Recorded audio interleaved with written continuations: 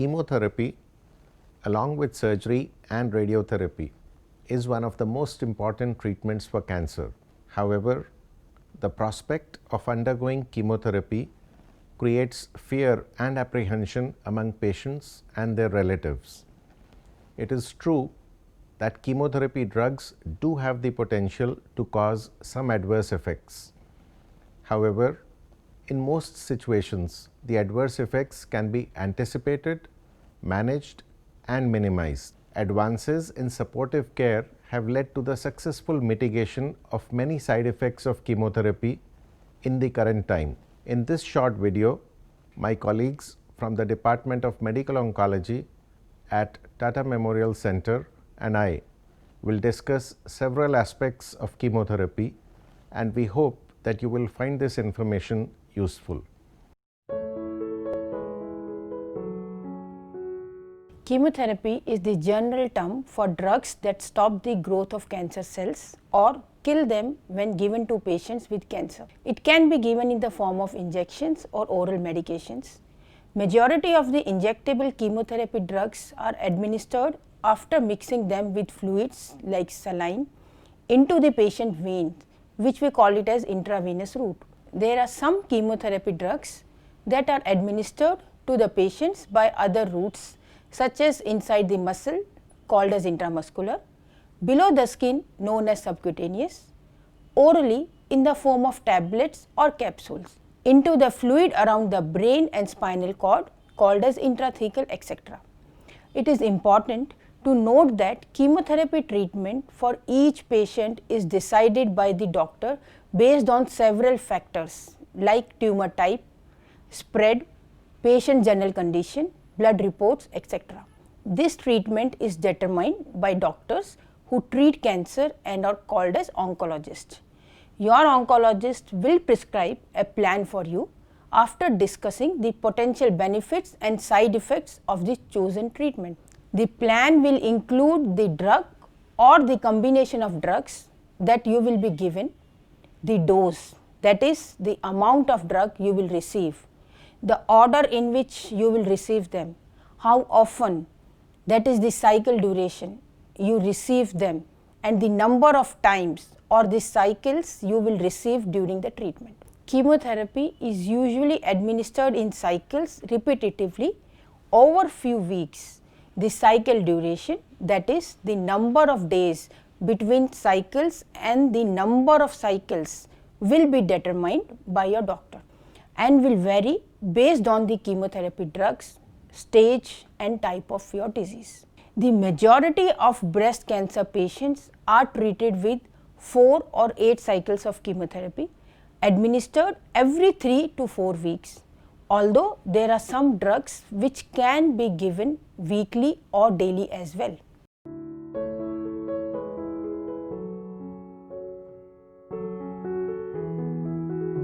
Yes, you should continue the medications for chronic diseases like diabetes and hypertension. You must tell your oncologist about all the medicines you are taking. If required, you can also take medicines prescribed by other doctors in emergency situations, but you must tell them about your cancer treatment and medicines you are taking. You are advised against simultaneously taking other medications along with chemo treatment. Most medical oncologists are not trained under alternative systems. They will not be able to predict and anticipate any adverse drug reactions that may occur. It is advised and it is important to talk to your oncologist before consuming dietary or nutritional supplements or any complementary or alternative medicines during chemotherapy, as they might interfere or interact with your cancer treatment and might cause unintended effects. In general, there is no proof that nutritional supplements, vitamins, etc. in otherwise healthy cancer patients either reduce the side effects of treatment or make treatment more effective.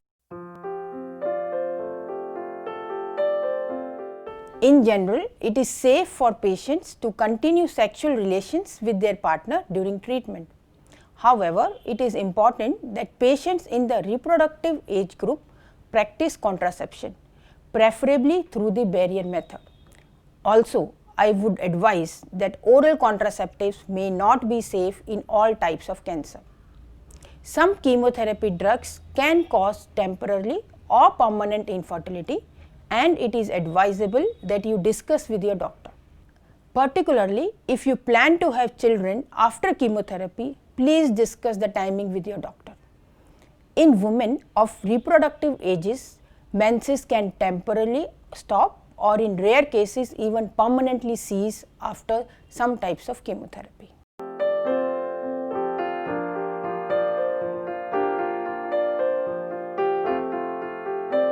Cancer is not a contagious disease, and there is no restriction on maintaining normal contact with other persons, including children. This disease is not transmitted from one person to another by close contact, including sharing utensils, clothes, food, drink, or sexual activity. I strongly advise discontinuation of tobacco in any form, including smoking or chewing tobacco. I also urge your relatives and friends to stop tobacco consumption in any form, especially in your presence. Several chemotherapy drugs can cause partial or complete hair loss during treatment, and the hair can also be lost from other parts of the body like eyebrows, armpit, etc. This is one of the most distressing side effects of chemotherapy. But the good news is that hair loss is almost always temporary. The timing of hair loss is variable and depends on the phase of growth of hair follicle cells at the time of chemotherapy. Hair loss can start within days to weeks of starting chemotherapy and continues throughout the period of treatment. In most patients, hair starts growing back in a few weeks to few months after the last chemotherapy treatment. I suggest that the patient keeps away from people who have cold, cough, fever, or other signs of infection. It is important that the patient stays in a clean environment and ensure that the toilet is also kept clean. One of the most important measures of cleanliness is repeated, meticulous hand washing by the patient and their caregivers. There is no reason to keep the patient in isolation unless specifically recommended by the doctor. Social isolation of the patient can lead to anxiety, emotional distress, and even depression, which might have adverse effects on the patient and her treatment. I encourage physical activity during chemotherapy. Moderate exercise like walking for 30 minutes in a day improves tolerance to cancer treatment, sleep, and fitness. I recommend that you consult your oncologist before starting the exercise program. Working full or part-time during chemotherapy treatment is possible for many patients. Each person responds to treatment differently, so it is best to see how you feel after the treatment before you decide. Your doctor will be able to provide you with reasonable advice on this matter, keeping in mind your treatment regimen and your ability to work. Drink plenty of clean water. This is essential for your body's proper functioning during chemotherapy. When choosing food, please try and include adequate protein and avoid extremely spicy food. Eat freshly cooked vegetables and food that is palatable, and if you find loss of appetite, eat small and balanced meals which are preferably bland. Wash all raw fruits and vegetables thoroughly before eating. Avoid eating raw or undercooked animal products like fish and meat. Be careful with food from street vendors, nariyal pani from roadside vendors, salad bars, canned food, etc. This is because of the possibility of infection when food is sourced from these vendors. Please avoid old leftover food. Please refrigerate perishable food immediately. Some patients experience loss of appetite during chemotherapy, and it is recommended that they eat frequent small meals to maintain adequate nutrition. Please wash your hands carefully before and after eating meals, and ensure that whoever cooks the food also washes their hands and prepares them in clean utensils.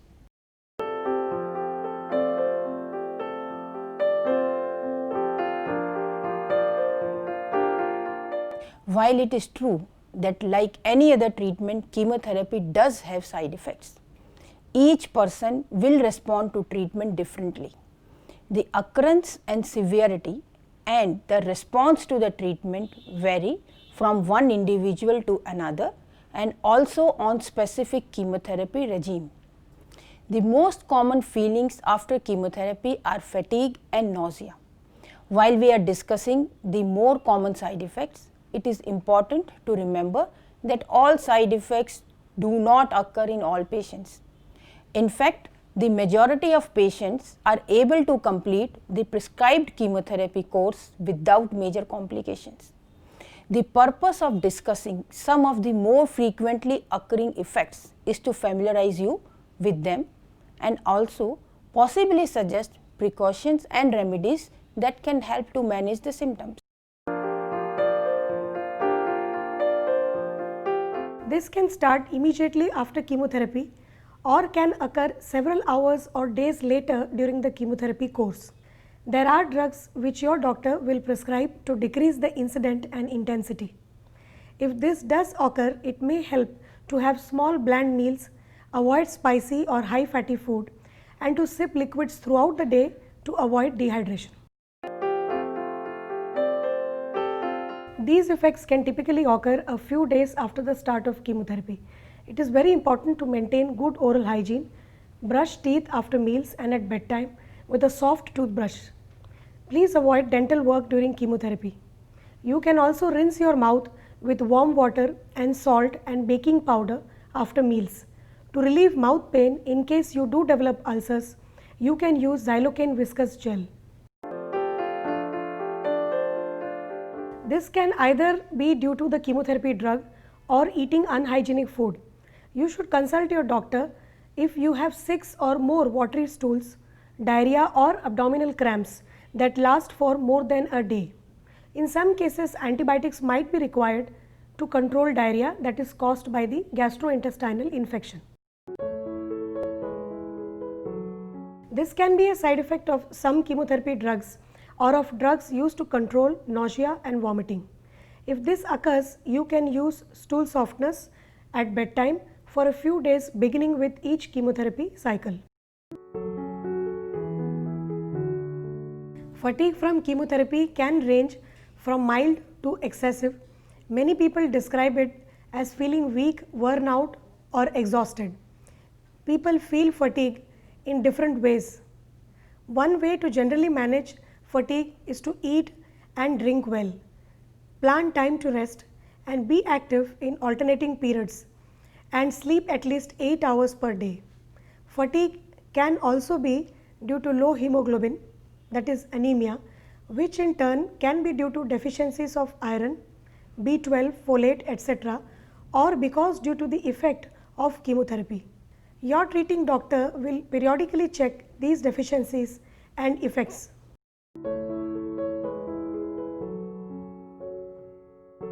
Certain drugs can cause significant pain in limbs, bones, and other body parts. This usually starts a few hours after being given the drug and lasts for a few days after. Your doctor can prescribe painkillers to overcome this effect.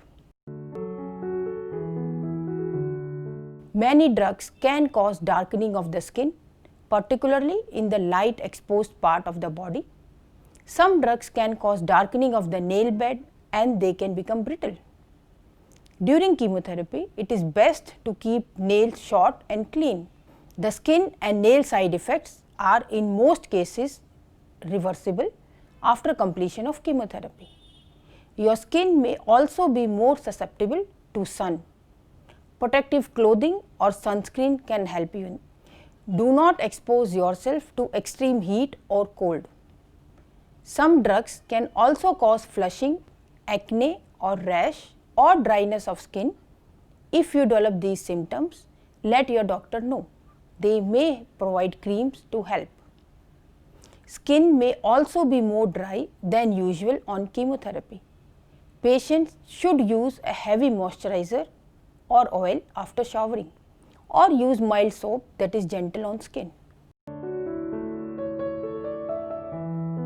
Some of the chemotherapy drugs can cause numbness, tingling, loss of sensation in hands and feet, which may cause difficulty in walking or holding or picking things. Usually, these are resolved after chemotherapy. It is, however, important to tell your doctor if this is severe, as it may be necessary to either delay or change your treatment to prevent this from becoming permanent.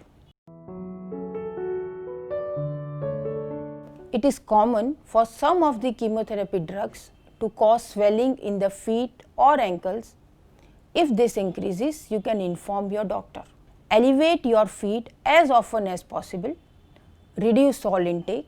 Avoid tight clothing and tight footwear.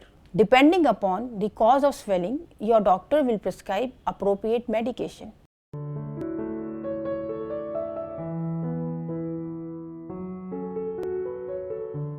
This complication usually starts about 6 to 7 days after chemotherapy and lasts for a variable period of time. Low WBC count may or may not be associated with infection. The first sign of infection is usually fever, although some patients can develop severe infection without fever also. The other common indications of infections are chills, sweating, loose motions, sore throat, cough, burning during urination, redness or swelling. You must report to the hospital at the earliest if you have any signs of infection during chemotherapy. In the vast majority of patients, the infection can be controlled with oral or injectable antibiotic, that is if it is diagnosed and treated early, else in small number of cases it can be fatal also. Your doctor will also call you to check your blood counts after the first or subsequent cycles of chemotherapy. This can develop at various times during chemotherapy, usually the second week, and lasts from a few days to several weeks. The platelet count is important because the chances of spontaneous bleeding increases with low platelet count. You should not take any medication without asking your doctor, and be careful during chemotherapy, particularly to avoid cuts during shaving or using scissors. Avoid very strenuous physical activity that can cause injury. If your platelet count is low, your doctor can also advise platelet transfusion.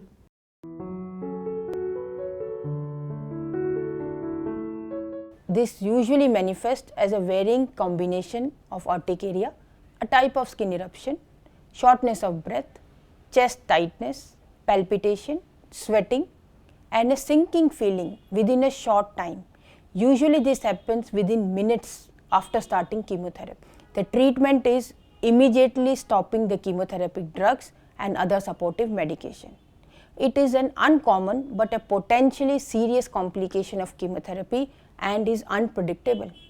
It can happen due to any drug, although some drugs like paclitaxel, rituximab, etc. have higher propensity to cause hypersensitivity reaction.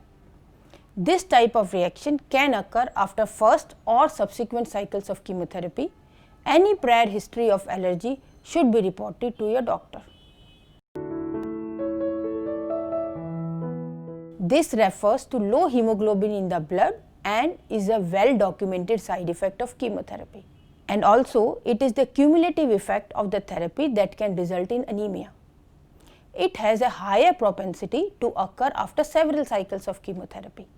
There are several other factors like heavy menses, pre-existing condition, etc., which may contribute to the development of anemia. Usually this manifests in the form of weakness, fatigue, shortness of breath, palpitation, poor concentration, among others.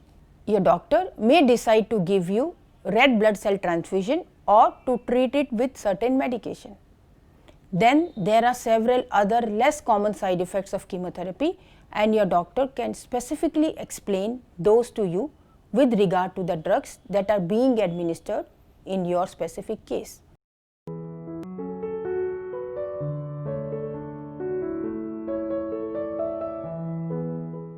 Clinical trials, also known as studies or research, is conducted to determine if the new treatment being considered is safe and more effective compared to the existing available treatments. Your oncologist might suggest you to take part in a clinical trial. It may give you access to treatment that is otherwise not available and which might prove beneficial to you. You should take complete information and details about the study from the oncologist before participating in the trial. If you take part in a clinical trial, you will get carefully monitored throughout the trial. Clinical trials are safe, your participation in it is voluntary and are strictly monitored by government agencies. Participating in clinical trials and research helps to discover new and more effective treatments which may benefit future patients as well.